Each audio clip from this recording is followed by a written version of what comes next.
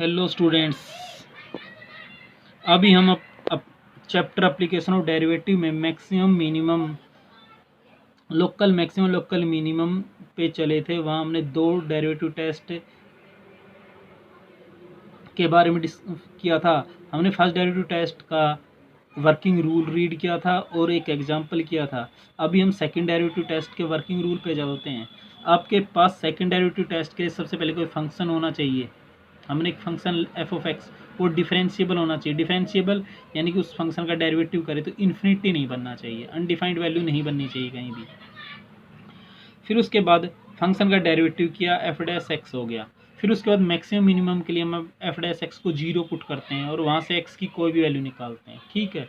फिर उसके बाद जो फंक्शन जिसका हम फर्स्ट डेरिवेटिव कर चुके उसका हम सेकंड डेरिवेटिव करते हैं, ठीक है।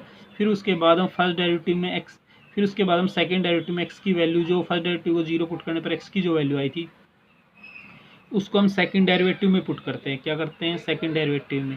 अगर आपके पास एक्स की वैल्यू को सेकंड डेरिवेटिव में पुट करने पर ग्रेटर देन जीरो यानी कि 0 से बड़े पॉजिटिव वैल्यू अगर आती है तो वो पॉइंट एक्स इक्वल टू ए वो आपका लोकल मिनिमम होगा।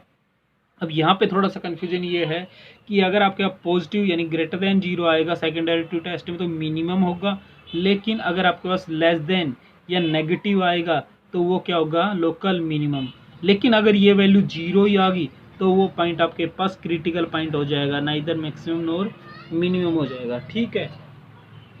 अब आपके पास यहाँ पे आके ये बात माइंड में जरूर रखनी पड़ेगी, अगर सेकंड डेरिवेटिव टेस्ट में पॉजिटिव वैल्यू आएगी तो मिनिमम होगा, greater than less than value आएगी, नेगेटिव आएगी तो वो आपके पास मैक्सिमम वैल्यू होगी। जबकि आपके पास फर्स्ट डेरिवेटिव टेस्ट में ऐसा नहीं था, स्लाइट लेस पुट करने पर नेगेटिव और स्लाइट ग्रेटर पुट करने पर पॉजिटिव आ रहा था। तो नेगेटिव से पॉजिटिव में जाते वक्त हम क्या करते थे?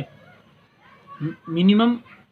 अगर हम पॉजिटिव से नेगेटिव में जा रहे थे तो आपके पास मैक्सिमम, लेकिन अगर दोनों सेम रह रहे थे, दोनों नेगेटिव देन पॉजिटिव, तो वो आपका पॉइंट ऑफ इन्फ्लेक्शन था, नाइदर मैक्सिमम नोर मिनिमम था।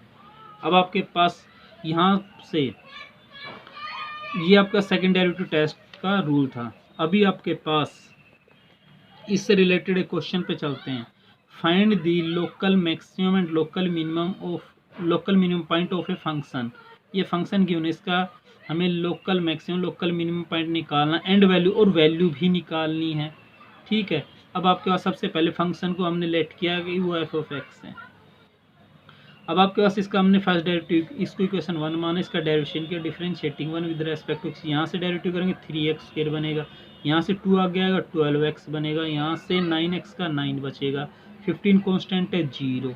अब आपके पास इसका सेकंड डेरिवेटिव करेंगे, एफ डैश था एफ डबल डैश हो जाएगा 6, ये 2 आ गया 2 इंटू में 3 6x पावर में से एक कम होगा। फिर आपके पास यहाँ ये x का x के रेस्पेक्ट डेरिवेटिव 1 बनेगा तो सिर्फ क्या बचेगा 12, और ये 9 कांस्टेंट है 0, 6x माइनस 12। लेकिन मैक्सिमम मिनिमम के लिए हम फर्स्ट डेरिवेटिव टेस्ट को 0 पुट करना होता है। फर्स्ट डेरिवेटिव आपका ये था, इसको 0 पुट किया। सबसे पहले हमने यहाँ से 3 को कॉमन निकाला, यहाँ x² minus 4x plus 3 equal में 0। अब आपके पास फर्स्ट लास्ट को मल्टीप्लाई करेंगे 3x² बनेगा, इक्वेशन क्वाड्रेटिक इक्वेशन बनेगी, इसको फैक्टराइज करेंगे, मिड वाले को फैक्टराइज करेंगे तो minus 3x minus x multiply करेंगे तो प्लस का 3x² बनेगा, लेकिन एडिशन करने पर माइनस का 4x ही बनेगा। इन दोनों में से x कॉमन आ जाएगा, इन दोनों में से माइनस का 1 कॉमन आ जाएगा। अब आपका x माइनस 3 यहाँ भी है, x माइनस 3 यहाँ भी है, तो फिर आपके पास ये 3 ऑलरेडी बाहर था, x माइनस 3 कॉमन आ गया, यहाँ x बचेगा, यहाँ माइनस का 1 बचेगा। आपका 3 फैक्टर है इंटू में इक्वल टू 0, या तो 3 तो 0 होगा नहीं, या तो x माइनस 3 इक्वल टू 0 होगा, या x माइनस 1 इक्वल टू 0, या तो x की वैल्यू क्या होगी 3 होगी, या x की वैल्यू क्या होगी 1। अब आपके पास x की वैल्यू आई है, इनको हम डबल डेरिवेटिव में पुट करेंगे। अब हमारे पास डबल डेरिवेटिव में पुट करने पर फंक्शन था, उसका डबल डेरिवेटिव 6x माइनस 12 था। उसका डबल डेरिवेटिव में अगर हम पहले x इक्वल टू 1 को पुट करते हैं तो 6 इंटू 1 6 बनेगा, ये माइनस का 12 माइनस का 6 बचेगा। डबल डेरिवेटिव में पॉइंट को पुट करने पर अगर नेगेटिव बचता है तो फंक्शन क्या होता है? मैक्सिमम। और उस फंक्शन की मैक्सिमम वैल्यू के लिए हमें एफ ऑफ 1 यानी कि फंक्शन स्टार्टिंग जो फंक्शन गिवन था वहाँ वैल्यू पुट करनी होती है। x³ माइनस 3x² प्लस का 9x प्लस 15 था, x की जगह पर 1 पुट किया था आपके पास, ये आपके पास लास्ट में जो वैल्यू बचेगी वो कितनी बचेगी? 9 बचेगी। कितनी बचेगी? आपके पास ये वैल्यू जो बचेगी लास्ट में 19 बचेगी। कितनी बचेगी? 19, क्योंकि आपके पास 15 प्लस में 9 24 प्लस में 125, 25 में से 6 सब्ट्रैक्ट करेंगे तो ये वैल्यू 19 बचेगी। तो ये इस फंक्शन की मैक्सिमम वैल्यू होगी। अब आपके पास दूसरा पॉइंट है, आपके पास F double dash x, double dash में इसको पुट करें। डबल डैश एक्स क्या था? 3x, 6x minus 3, 6 into 3 18 minus का 12, 6 बच गया। कैसा? पॉजिटिव। पॉजिटिव यानी कि ये वैल्यू है, ये 0 से बड़ी है, यानी कि मैक्सिमम होगा। फंक्शन क्या होगा? Local minimum. Double derivative positive बच गया तो मिनिमम हो गया। अब इसकी वैल्यू के लिए इसको फंक्शन में जो स्टार्टिंग में उसमें पुट करेंगे, ये वैल्यू आएगी। इस फंक्शन की सबसे बड़ी वैल्यू 19 होगी, सबसे छोटी वैल्यू क्या होगी? 15।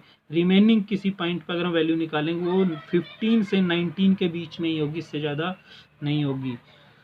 सो स्टूडेंट्स, अभी हमने आज 2 लेक्चर किए जिसमें हमने लोकल मैक्सिमम लोकल मिनिमम के वर्किंग रूल पढ़े और 2 एग्जाम्पल किए।